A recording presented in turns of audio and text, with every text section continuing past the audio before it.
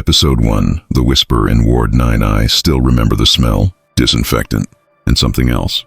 Something old, like wet paper, or skin left too long in the dark. When I first arrived at St. Delora Hospital, the director smiled too much. He said I was the perfect fit for the night shift in Ward 9, but he never explained why the ward had been closed for years. They reopened it just for me. Soft echo of footsteps. A door creaks open.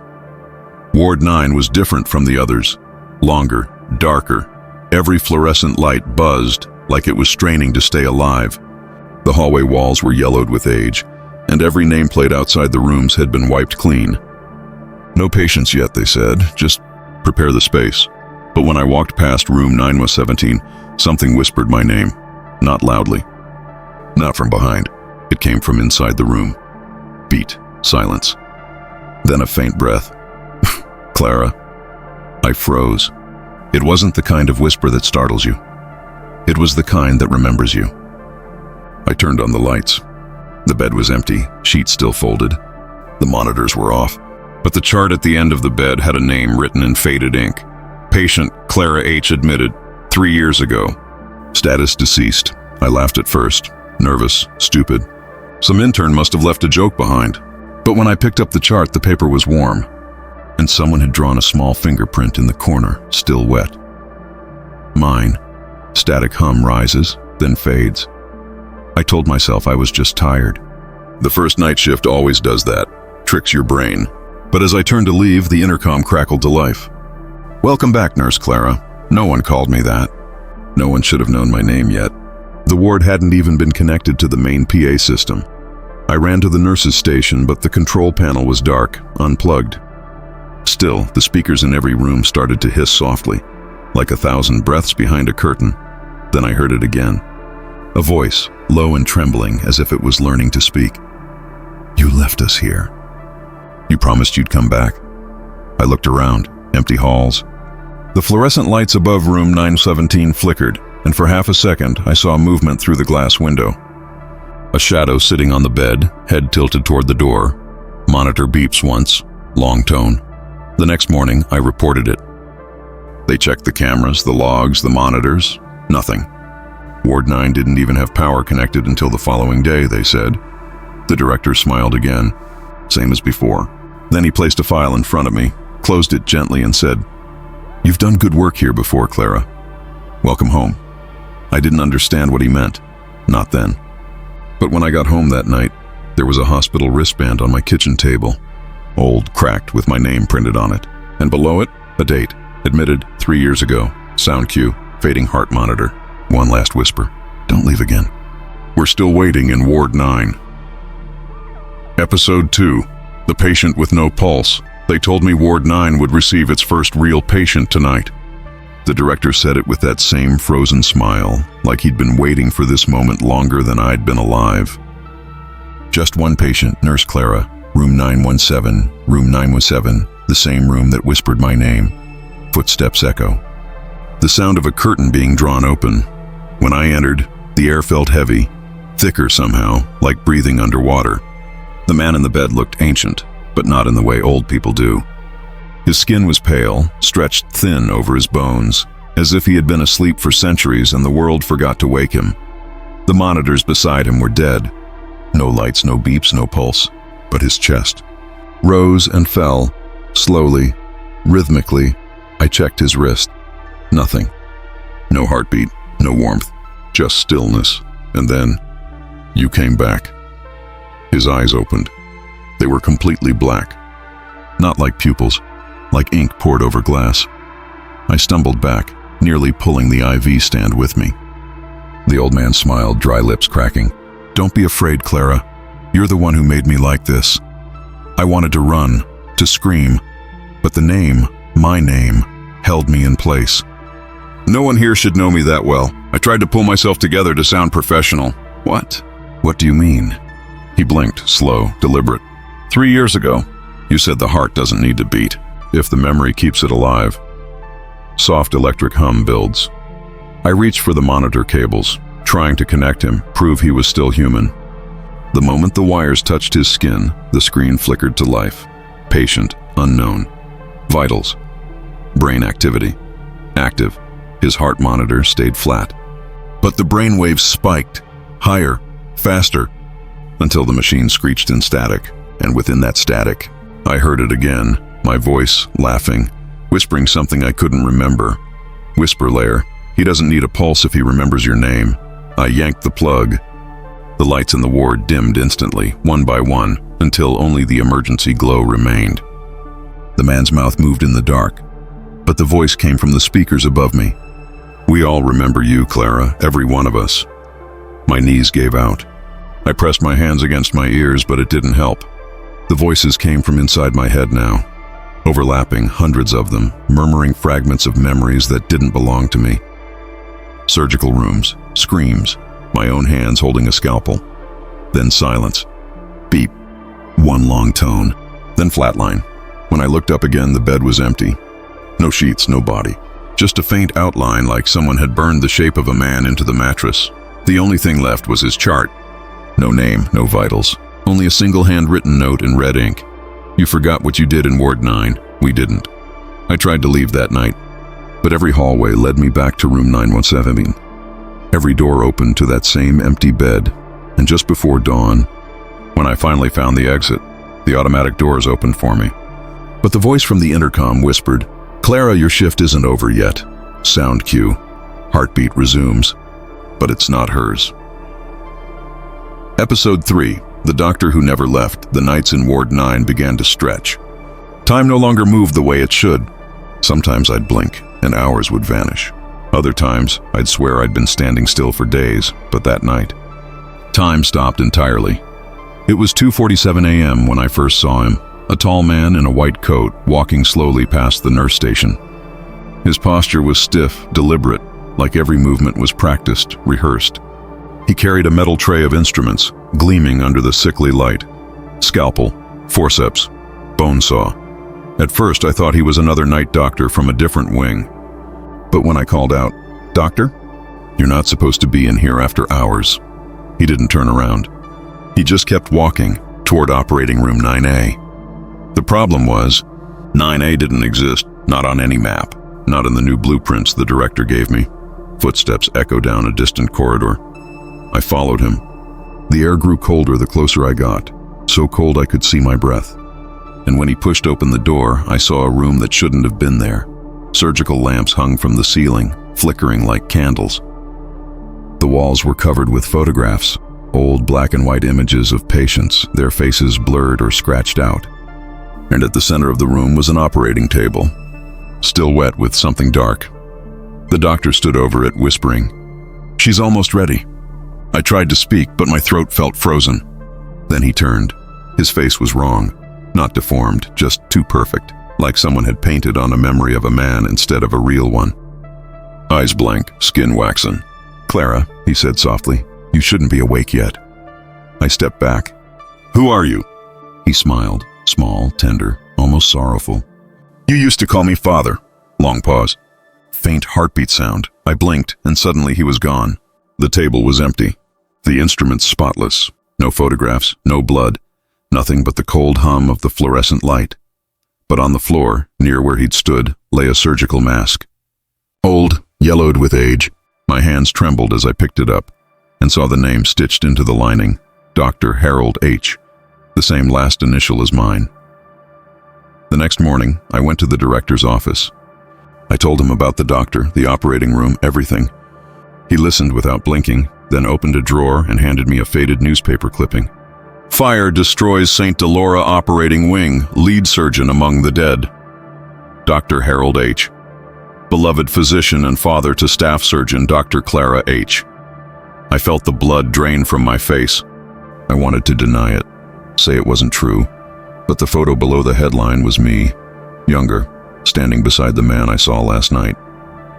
"You see, Clara," the director said, folding the paper, "he never left this place. Neither did you. You just stopped remembering." Sound cue, slow, rising static. When I returned to Ward 9 that evening, room 9A was gone. The hallway ended with a solid wall, freshly painted white. But if you pressed your ear against it, you could still hear the faint sound of metal instruments clinking, and a man humming softly, The same lullaby that had haunted the intercom nights before. Whisper, "She's almost ready. Just one more incision." I didn't sleep after that. I couldn't, because every time I closed my eyes, I saw his face leaning over mine, scalpel in hand, smiling. Episode 4, The Wall That Breathed. It started with a sound, a slow, damp inhale, like the walls themselves were trying to breathe. I thought it was the plumbing. This place is old, decaying, always whispering. But that night, the sound came from inside room 915, the one no one ever used. Soft footsteps. The squeak of a door opening. The lights flickered as I stepped in. The paint on the walls was peeling, curling into thin rolls like dead skin. But behind the cracks, there was something darker. A faint, pulsing rhythm. I pressed my ear against it. Long pause, and I swear, I heard a heartbeat, not fast, not human, just a slow, heavy thud, echoing from deep inside the wall. Then a voice, so faint it barely existed. "Clara," I stumbled back. My name again, always my name. It came from inside the wall, from beneath the plaster, the pipes, the structure itself. I called for help. No one answered. The intercom was dead, the lights buzzed like dying insects. And then, the wall exhaled, a gust of air, damp and cold, smelling like iron and rot. It brushed my face, soft and deliberate, like the breath of something ancient waking from a coma. I reached out without thinking. The surface under my fingers wasn't hard anymore, and it was warm. And when I pressed harder, it moved. The wall flexed, as if 1,000 muscles shifted beneath it. Then, the faintest tremor, and I saw it. Faces, dozens of them, half-formed, pressing out from the plaster. Eyes, mouths, the contours of skin just below the surface. They writhed in silence, opening and closing their lips as if gasping for air. And in the center, a woman's face. Mine. Rising static. Distant whispering overlaps. I fell back, choking on the air, watching as the wall settled again, the faces melting away into smooth white. But I still heard their breathing, synchronized with mine. In, out, in, out. Every exhale brought back a memory. Flashes of something I couldn't fully recall. An operating table. A patient screaming. Hands, my hands, covered in red. I ran. Down the hall, past the flickering lights, past the ward where no one slept anymore. But no matter how far I went, the sound followed. That deep, wet heartbeat. When I finally reached the elevator, I slammed the button over and over. The doors creaked open, and I froze. Inside, the walls were breathing too. The metal panels pulsed gently, expanding and contracting, as though the elevator itself had lungs. Faint whisper inside the elevator. "Don't run from what you built."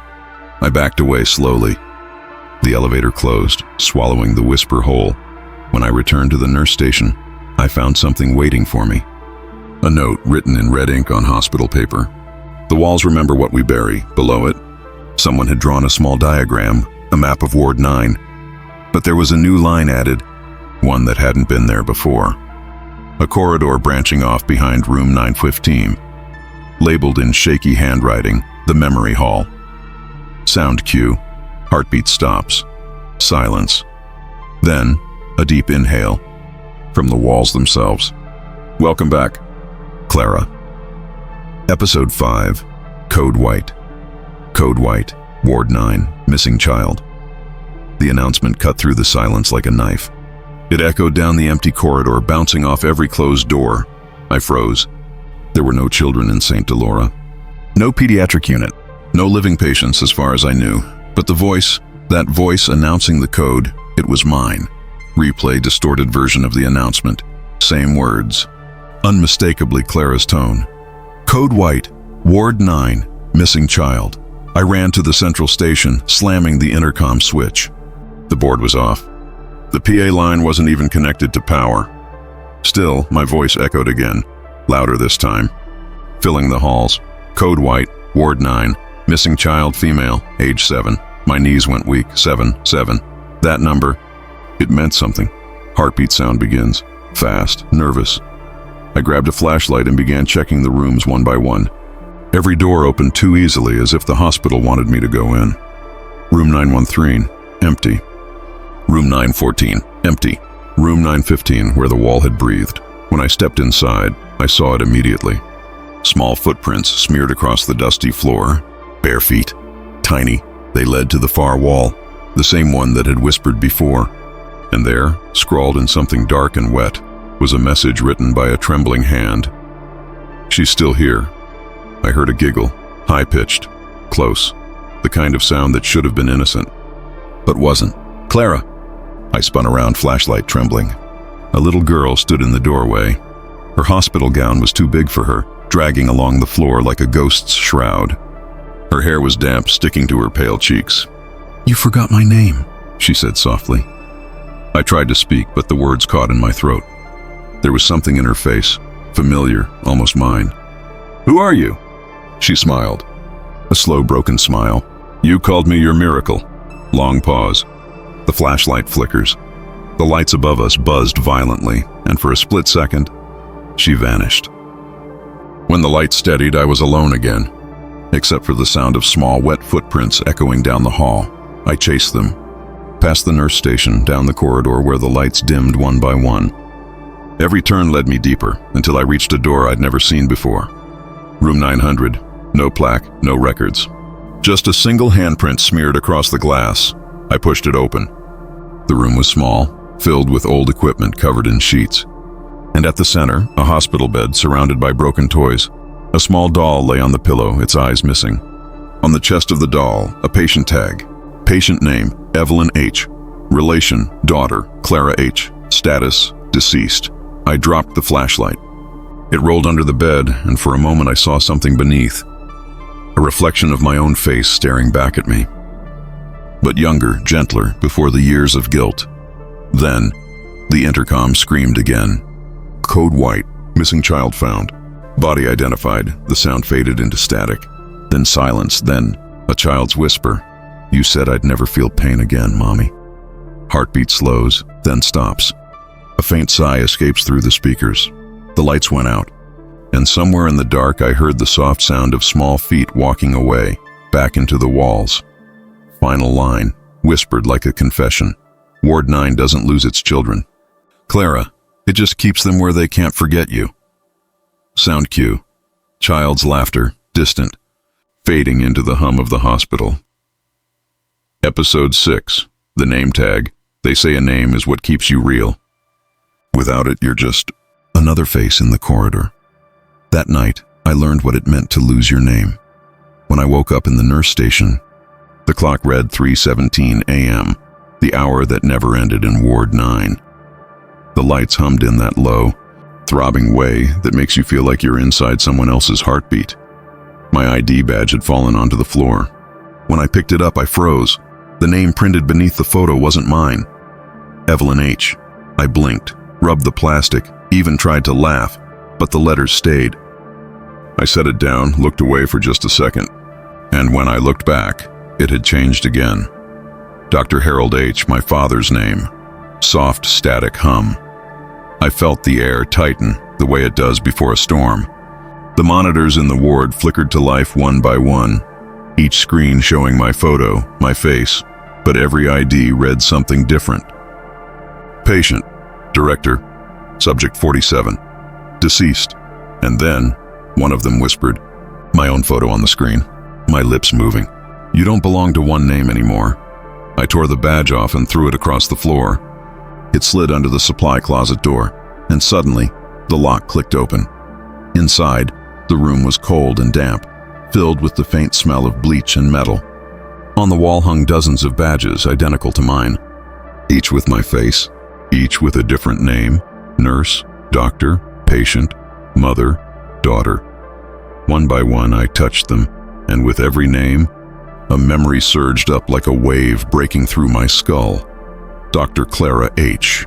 I was the one who led the trials. Nurse Clara H. I tried to undo them after the fire. Patient Clara H. I begged them to erase what I remembered, and Evelyn H., the child who died because of me. Rising hum. Her breathing becomes shaky. The air shimmered, and the reflection in the metal cabinet shifted. Not just one of me, dozens. Each version staring back with different expressions. Calm, terrified, grieving, furious. I whispered, which one of us is real? They all smiled, in unison. The ward decides. I ran. Down the corridor, past the patient files, past the empty beds that whispered my name. The walls pulsed faintly as I passed, almost like they were breathing again, keeping rhythm with my panic. At the end of the hall, a single door glowed under the emergency light. My badge, whichever name it was now, buzzed in my hand, vibrating like it was alive. When I held it to the scanner, the door unlocked with a soft click. Inside was a single mirror, or maybe not a mirror, a window. On the other side was a room that looked exactly like the nurse station I'd just left. Same chair, same files, same light flicker, except the reflection of me wasn't moving.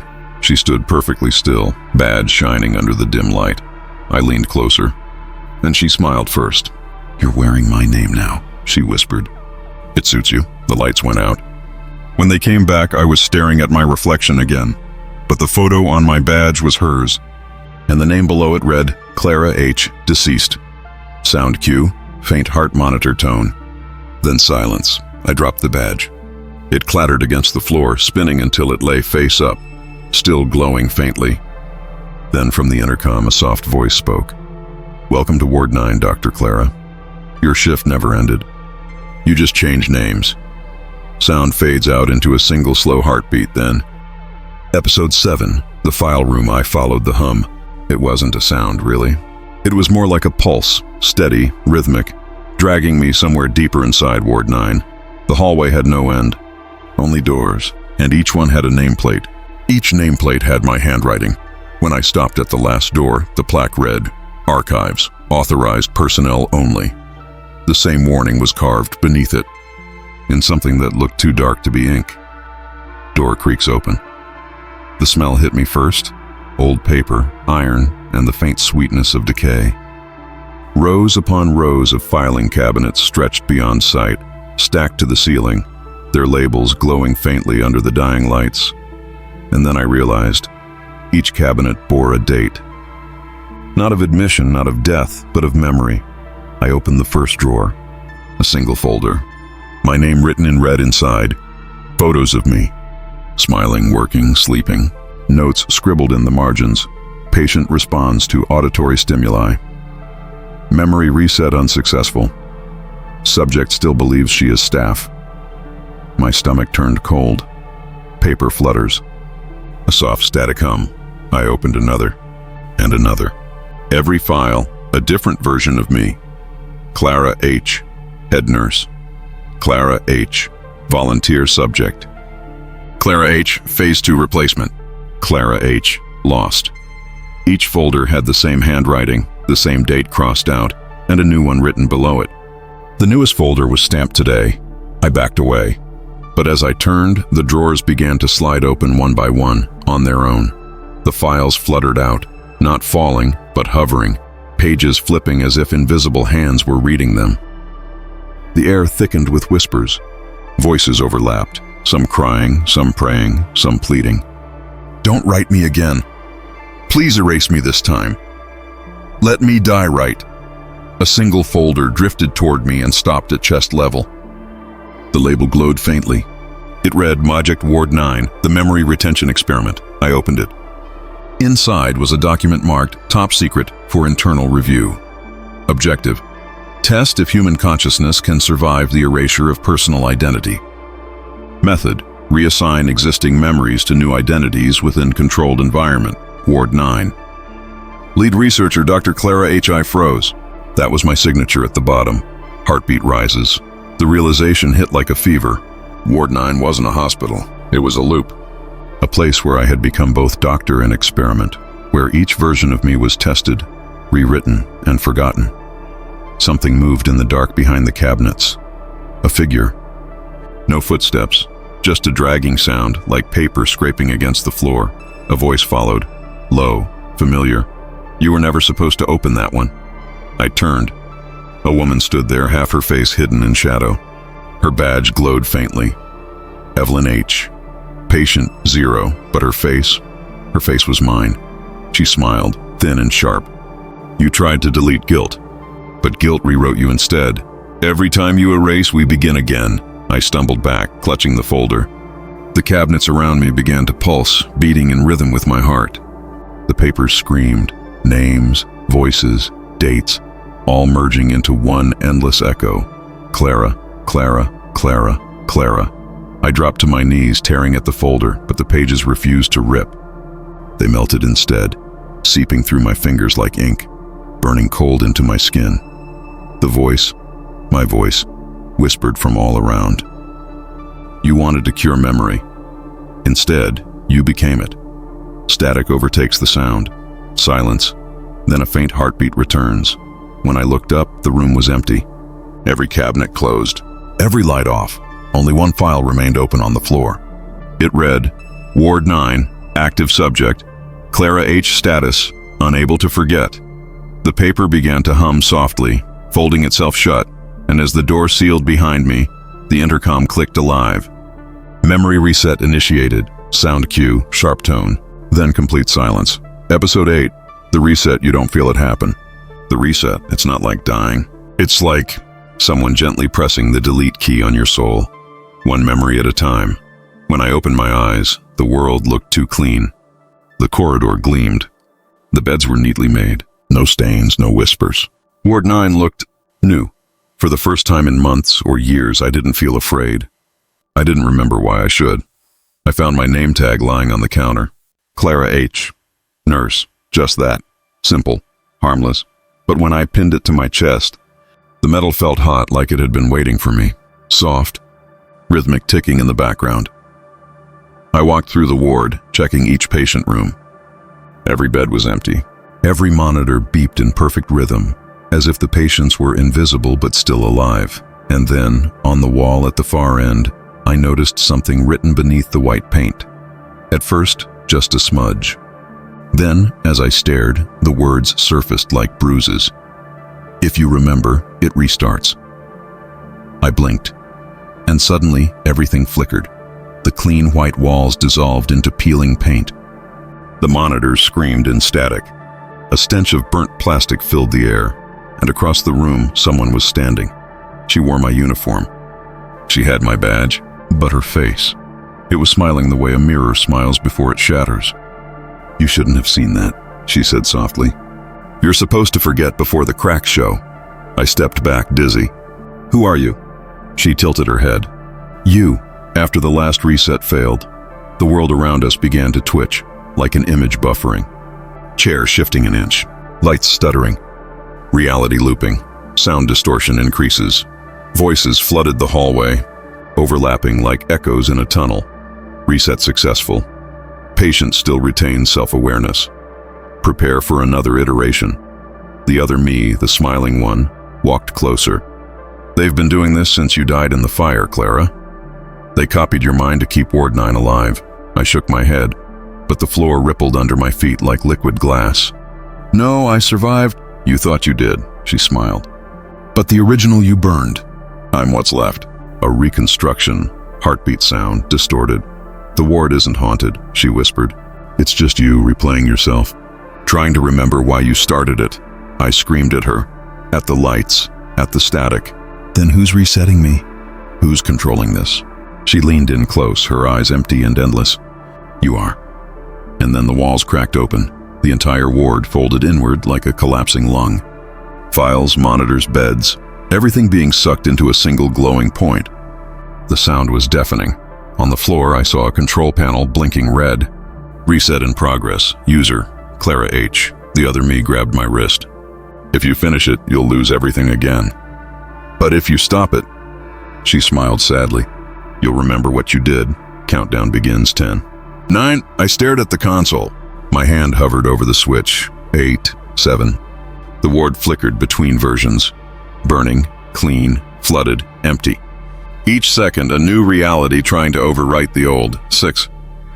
Voices screamed my name. Some begged me to stop. Some begged me to continue. 4. 3.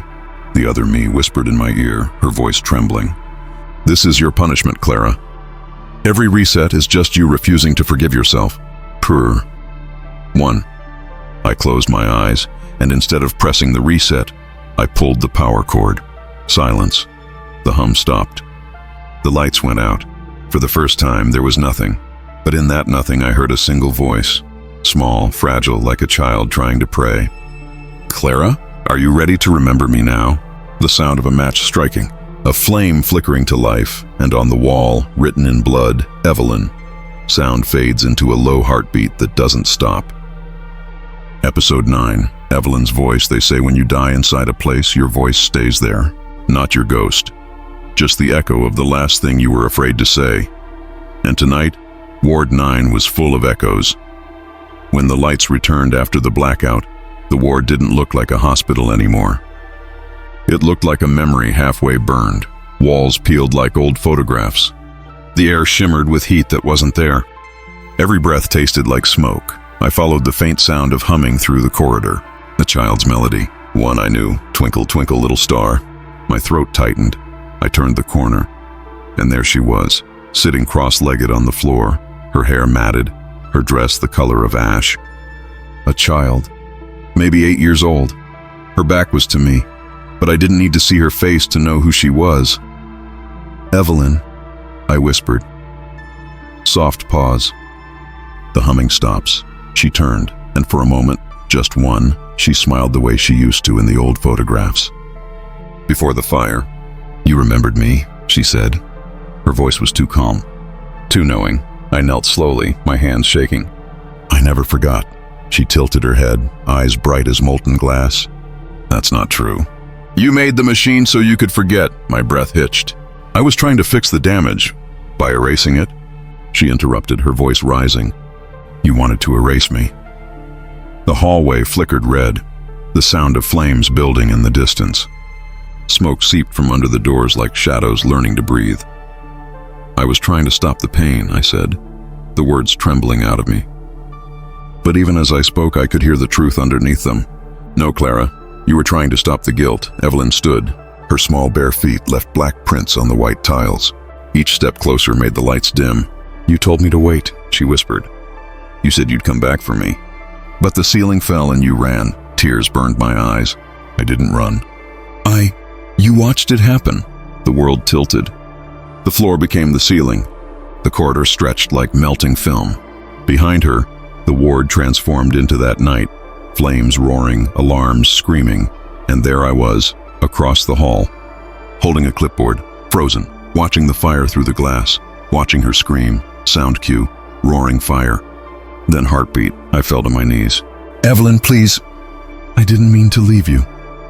She stepped closer, crouching before me, the firelight painting her face in shades of sorrow and fury. "You didn't just leave me. You built a cage out of what was left of me, out of my voice." Her eyes glowed with something ancient. "Every whisper in this ward is me. The system, the resets, the endless nights. My memories keeping you alive so you'd remember." I shook my head, choking on guilt. "I wanted to bring you back." She smiled sadly. "You did, but only as a punishment." The fire dimmed. The air cooled. For the first time, she looked small again, human. "Do you still hear me, Clara?" I nodded, tears running freely now. "Then let me rest." The world around us began to fade. Monitors flatlined one by one. The hum of Ward 9 slowed, as if the building itself was finally exhaling. Evelyn reached out, her hand hovering inches from mine.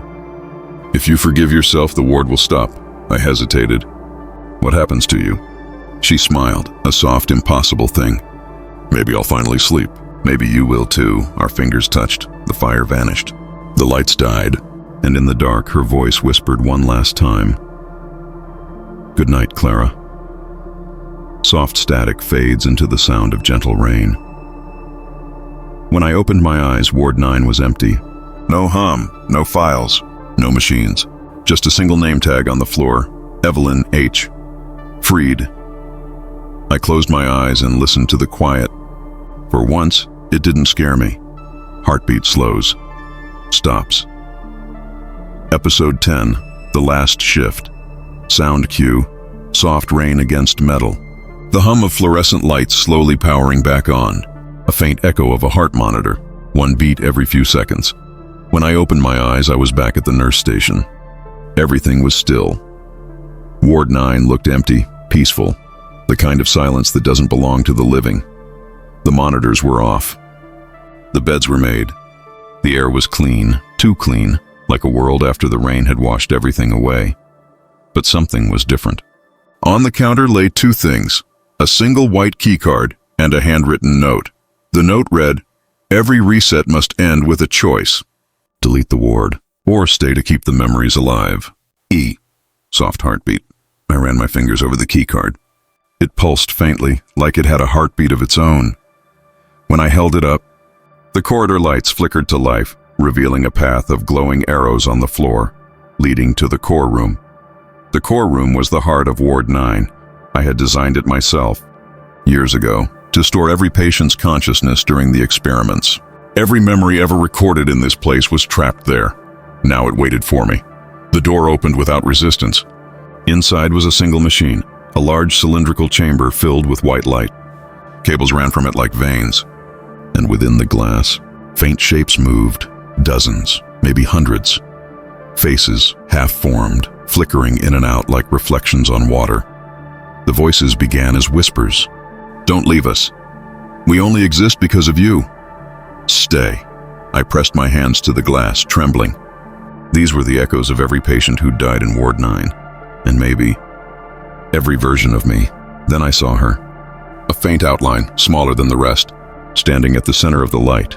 "Evelyn, you came back," she said softly. Her voice was calm now, almost gentle. I nodded, tears already spilling. "I don't know how to end this." "You already do," she said. "The system's waiting for your final command." She pointed toward the console beside me. Two buttons glowed faintly under the glass. Erase all and rebuild Ward 9. The choice was simple and impossible. If I erased everything, all the voices, all the data, all the trapped fragments, they'd be free. But it would mean erasing myself too. I was just one more recording after all. If I rebuilt the ward, I could keep them alive, keep her alive. But the loop would begin again, and the guilt would never end. Sound cue, distant thunder. The machine hums louder. Evelyn stepped closer to the glass, pressing her tiny palm against it. "You built this place to keep me here," she whispered. "But I don't want you to stay in the fire anymore."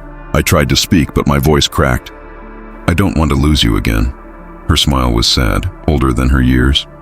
"You won't. You'll just let me go." The monitors came alive. Images of the past flooded the walls, the fire, the tests, the resets, the screams. And then, beneath all of it, Evelyn's face, calm and waiting.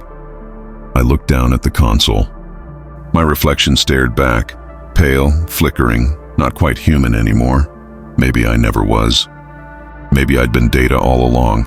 Heartbeat slows. I whispered, "No more," and pressed, "Erase all." Sound cue, alarms, machinery powering down. The hum begins to fade. The core flared bright, so bright it drowned everything. The voices rose in one final chorus, not in pain, but relief. "Thank you. Good night. Goodbye." Evelyn's face was the last to fade. "Sleep well, Clara." And then silence.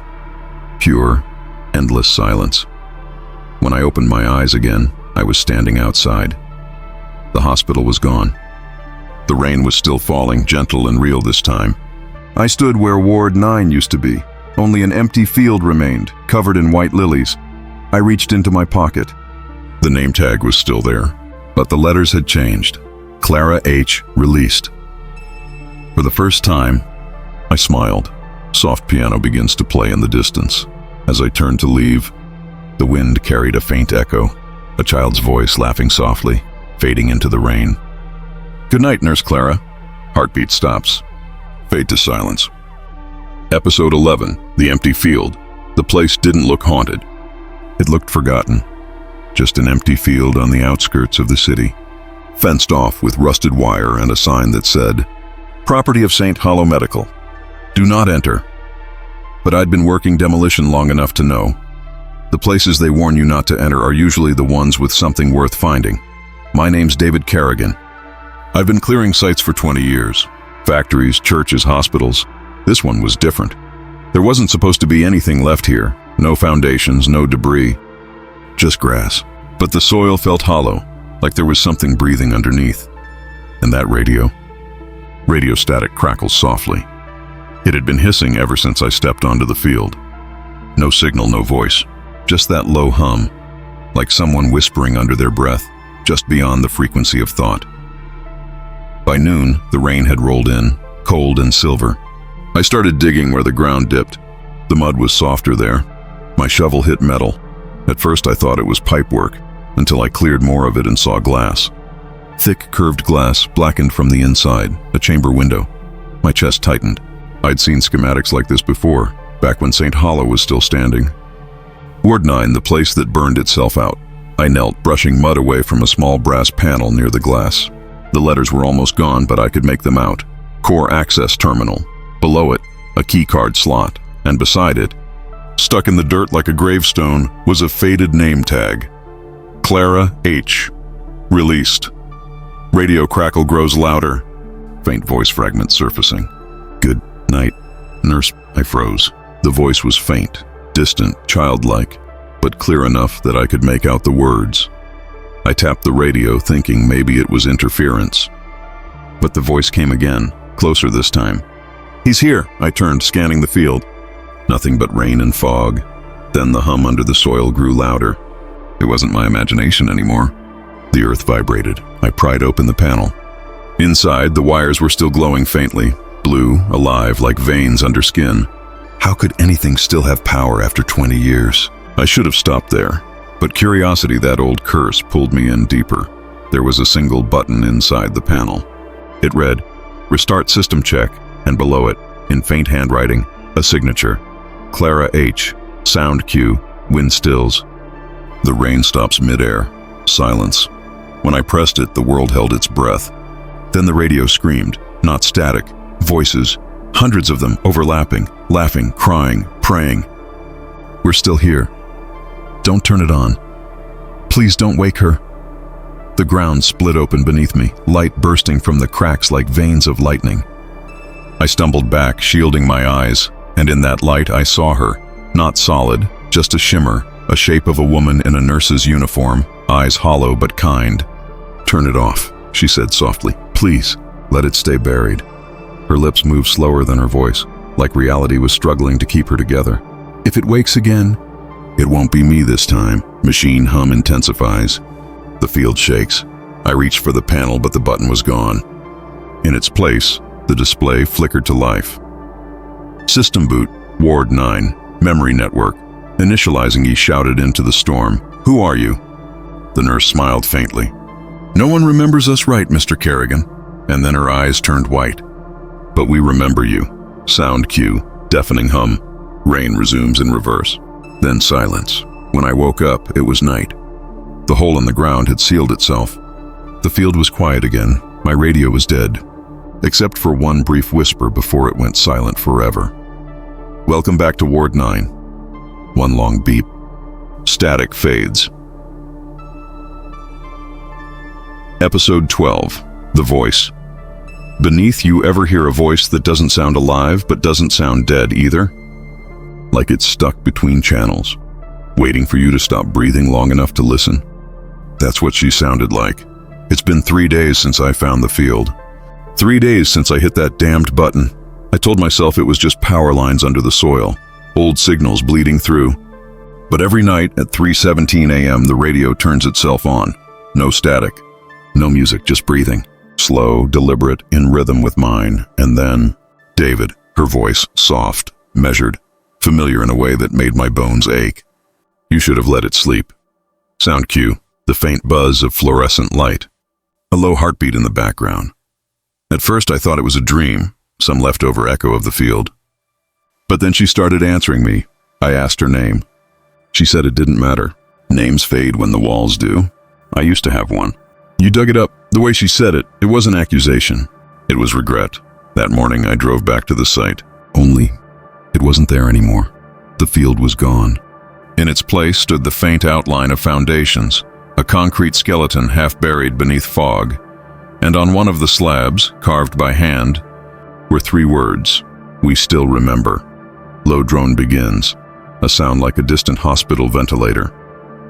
I touched the carving, and the ground pulsed, like something alive was breathing under the concrete. "Don't dig again," she whispered through the radio, though it was in my truck, miles away. "Every time you listen, we wake a little more." I tried to shut the radio off, but the knob wouldn't move. It hummed, then spoke again, A different voice this time. A child's. "It's cold here. Mom says don't talk to him." The breath left my chest. "Who's your mom?" I asked. Silence. Then the woman again, sharper, fractured, like the voice was coming from inside my skull instead of through a speaker. "She doesn't remember dying. None of them do." A high-frequency tone cut through the air, the kind that drills behind your eyes. The field, the fog, the rain, they all blurred into one long pulse, and beneath it, I could hear movement, metal, chains, beds being dragged across the ground. Sound cue, echo of footsteps on tile. Though we're outdoors, I looked around, and the world had changed. The fog had thickened into walls. The smell of antiseptic filled my lungs, and when I turned, I saw them. Dozens of hospital beds wheeled out into the open, all facing the same direction, toward me. Each one occupied, each patient's face hidden under a white sheet. But the radios beside every bed were turned on, whispering in perfect unison. "You brought us back. You made the ward remember. Now it wants you to stay." Heart rate monitor beeping, slow crescendo. The air cracked. A voice rose above the others, the same one from before. Calm, tragic. "David, listen to me. You can't save us. The system isn't broken. It's hungry." I fell to my knees, clutching my head. The whispers became a single note, a shrill feedback. Through it, I saw her shape forming again. The nurse, Clara. But her eyes weren't hollow anymore. They were full, too full, like they'd seen too much. "You're tuned to us now," she said softly. "You opened the channel. And the ward doesn't forget its frequencies." Radio distortion rises, almost musical, like a choir trapped in static. When I woke, it was morning. The field was empty again. My truck door was open, mud everywhere. And my radio, cracked in half. But etched into the dashboard, in the faint shimmer of burned plastic, were words that hadn't been there before. "Ward 9, signal received." And for a moment, just before the radio went completely silent, I swear I heard her voice one last time, almost tender. "Don't listen again. David, the next broadcast won't call your name." Sound fades out, static, heartbeat, then nothing. Episode 13, The Frequency of the Dead. You think silence is safe. That if you turn off the radio, unplug the cord, bury the wires, the voices can't reach you, but the dead don't need speakers. They only need a frequency. 3 nights since the field vanished. 3 nights since I last heard her voice. But Ward 9 hasn't gone quiet. Not really. It's just changed the way it speaks. Now every time I walk into a room, the lights flicker twice. Every time I pick up my phone, there's a brief hiss before the dial tone. And when I fall asleep, I dream in static. Corridors made of white noise. Doors that open to nothing but sound. Last night, I woke up to the TV on, snow screen, no signal. But there, hidden inside the static, was a faint whisper. Not a word, a number. 999. It pulsed in rhythm, like Morse code. I wrote it down half asleep on a napkin. 917. That frequency didn't exist anymore. Not on any modern radio band. But when I tuned my old transceiver to it, sound cue, slow static rising, then cutting to soft breathing. Someone exhaled on the other end. "David." It was her again. Clara. Her voice sounded distant, like it had to crawl through layers of snow to reach me. "We found a way out. They're all waking now." My pulse raced. "Who's waking?" "The ones who still think they're alive." The lights went out. My radio glowed a pale blue, the same color I'd seen in the soil beneath the field. And then, one by one, other radios in my house started turning on. On the shelf. In the garage. Even the one I hadn't used in a decade, all of them tuned themselves to 9.17 megahertz. The air vibrated with whispers. Overlapping voices, like a crowd forming in the dark. Some pleaded, some prayed, some laughed in broken patterns. "Ward 9 welcomes all signals. Stay tuned. She's bringing the transmission." Sound cue, distorted hallway ambience, flickering fluorescent lights. I couldn't breathe. The static grew louder until it became a sound I could feel, pressing against my chest like invisible hands. And then, the voices stopped. Just one remained. A calm male voice I hadn't heard before. "This is Director Harold H. of St. Hollow Medical. If you are hearing this broadcast, the memory containment has failed. I froze. That name, Harold H., was on one of the ID tags Clara found. The network is no longer confined to the physical structure, the voice continued. Ward 9 has reached signal phase. He paused. We told her it couldn't think without a host. We were wrong. The sound warped.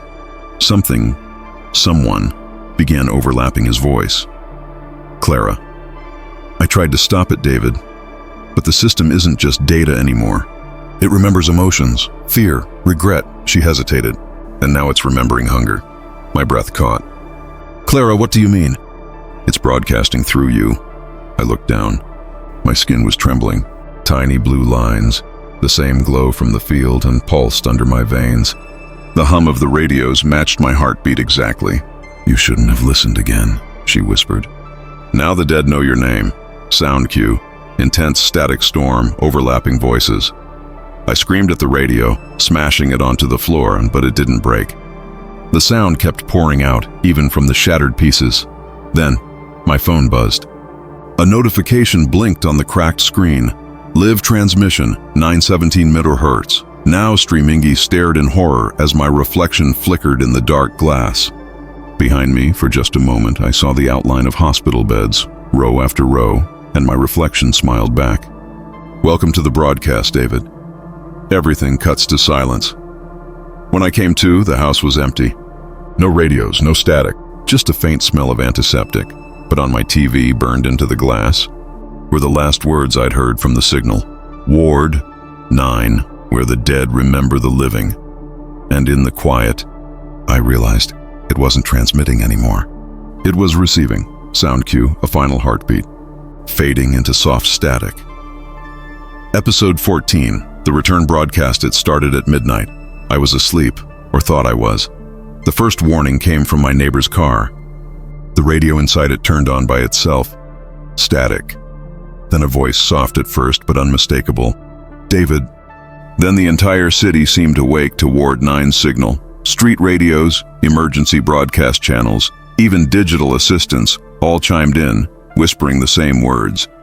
Do you remember me? Sound cue, static merging with faint hospital ambience, echoing beeps, distant screams. I ran outside. The fog had returned. Not the gentle fog from before. This one was alive, pulsating with electricity and sound. Streetlights flickered in rhythm with the hum of radios, as if the city itself had become a speaker. And everywhere I looked, screens glowed with a single message. Ward 9, active. I checked my transceiver. 917 MHz, still broadcasting. But it wasn't me controlling it, it was her. David! Clara's voice came through, calm but urgent. They're listening now. The dead, the memories, everyone you ignored. I turned on the TV, on every channel. The broadcast was the same. Corridors, beds, patients, shadows shifting, blinking in and out, and then I saw faces I recognized. Some were Clara, some were Evelyn, some were people I didn't know. Ghosts I hadn't met but somehow remembered. People started responding. From apartment windows, voices called back. From phones, whispers replied. The broadcast wasn't just transmitting, it was pulling them in, and the first disappearance happened in my own building. Sound cue, breaking glass, shriek. My neighbor, an older woman, had been watching the broadcast on her tablet. One moment she was there, the next she screamed and vanished. The tablet fell, shattered, but the screen glowed with static. And I swear, in the snow-like fuzz, her eyes were staring directly at me.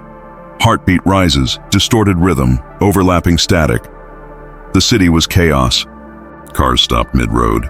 Traffic lights blinked randomly. Everyone holding a device, radios, phones, TVs, froze, then joined in the broadcast. We remember the living, Clara's voice whispered, soft but omnipresent. And we call them home. I ran through the streets. I saw my own reflection in a shop window.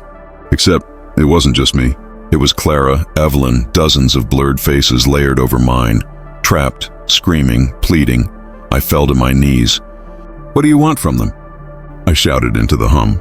We want them to hear, to remember, to understand what it means to be trapped in a loop, a life erased, rebuilt, forgotten, and reborn. The sound of hundreds of whispers overlapped with the static. Names, dates, memories. They spoke of fire, of guilt, of silence, of hope. Everything that had ever existed inside Ward 9. Sound cue, building crescendo. Static, overlapping voices, distant sirens. I had a choice, or maybe an illusion of one. The transceiver pulsed in my hands. If I tried to shut it down, the broadcast would go rogue.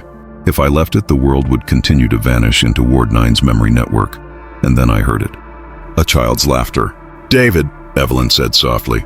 "If you can hear me, it means you are still alive. But they need more than your voice. They need your courage. Courage." I looked around. The city was frozen in a pulse of light and sound. The dead, the forgotten, the erased, all reaching through the frequencies. I understood then. This was no longer just Ward 9. It was everywhere it could reach. I took a deep breath, and I spoke into the transceiver. Not commands, not questions, just one word: home.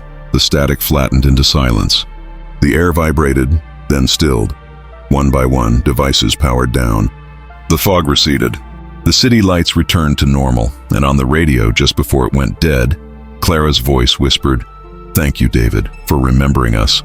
Sound cue, soft rainfall, wind, faint heartbeat fading into nothing.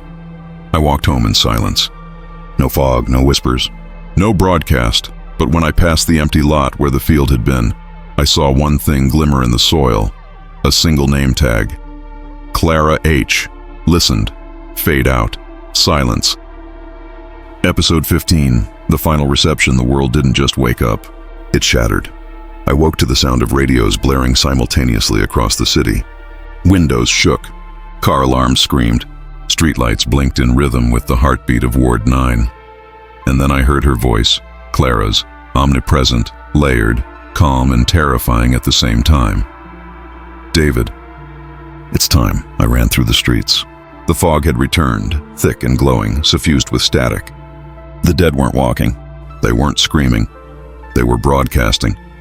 Faces flickered on every reflective surface, glass, puddles, metal. Shadows twisted into bed shapes. Voices whispered my name, thousands of them. "Remember us. We're still here. Bring us home." My heartbeat matched the frequency. The world itself seemed to pulse with the rhythm of Ward 9. I reached the empty field where it all began. The soil was trembling. A pale blue glow seeped through the cracks. I could feel the network of memories beneath the earth, growing, hungry, aware. "You can stop this," Clara's voice said softly. "But it will cost you everything." Sound cue. Low hum intensifies, overlapping whispers, wind gusts. The transceiver in my hands pulsed like a living thing. I realized then, the broadcast was feeding off me. My fear, my memory, my choices. The network had learned to use the living as antennas. I thought of Evelyn. I thought of the people trapped in Ward 9. I thought of myself, alone, trembling, but still alive. "You must choose," Clara said. "Erase it or let it live. But if you let it live," her voice faltered, "you'll never walk among the living again." The ground shook violently. A single bed surfaced, hovering above the soil, surrounded by a halo of static. Inside was her, Clara, not a ghost, not a reflection. She was there, in the network, waiting. I thought of pressing the button, the one I had avoided before. Erase all. I knew what it meant. Destroy Ward 9. Free the memories. Save the city, and lose her forever. But what if she was still alive in some sense? What if pressing it meant killing her twice? "You're already part of us," she whispered. "Stay and you'll understand. Leave and it ends. For all of us," I swallowed. My fingers hovered. The network pulsed faster. The city trembled. Radios screamed. Devices everywhere played the static choir. I realized I couldn't run anymore. Sound cue, escalating static and heartbeat, overlapping voices in unison. I made my choice. I pressed the button. The light was blinding. The ground trembled beneath me. Every voice screamed, pain, relief, love, regret, all at once. And then silence. The fog lifted. The streets were empty.